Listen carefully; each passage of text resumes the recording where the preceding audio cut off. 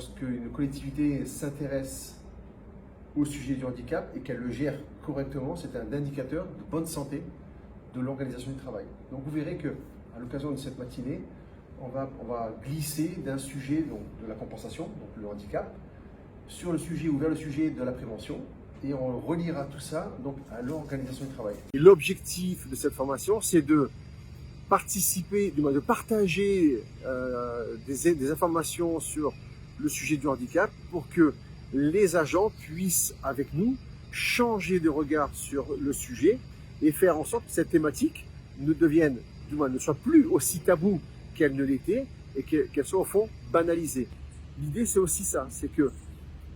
l'échange autorise les agents à venir spontanément vers nous pour dire « j'ai entendu ce que vous avez dit, moi je suis en difficulté, je souhaiterais être accompagné ». Et l'idée, c'est donc d'intervenir le plus tôt possible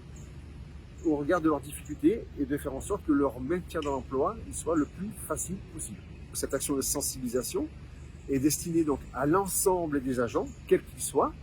et dans le cadre donc, du partenariat historique que l'on a avec la ville du Port, l'idée c'est de sensibiliser toute la chaîne hiérarchique, pas que les agents. C'est toujours compliqué de parler, c'est toujours difficile, il y a toujours cette appréhension de préjugés quand on parle du handicap parce qu'on pense toujours qu'ils ont un manque de compétences. Ce sont des gens qui ont des compétences professionnelles, qui amènent aussi des plus-values dans les entreprises, qui peut être en complémentarité avec vous et qu'il n'y a pas forcément besoin d'adaptation de poste parce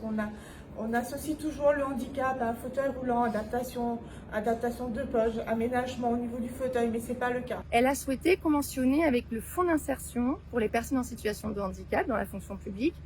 Et ce fonds a pour objet donc de soutenir les actions et dispositifs mis en place au profit donc des personnes en situation de handicap au sein de la collectivité. Donc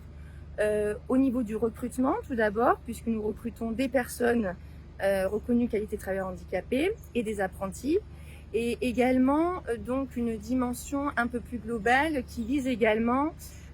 donc à assurer le maintien dans l'emploi des agents qui seraient reconnus en situation de handicap au cours de leur carrière.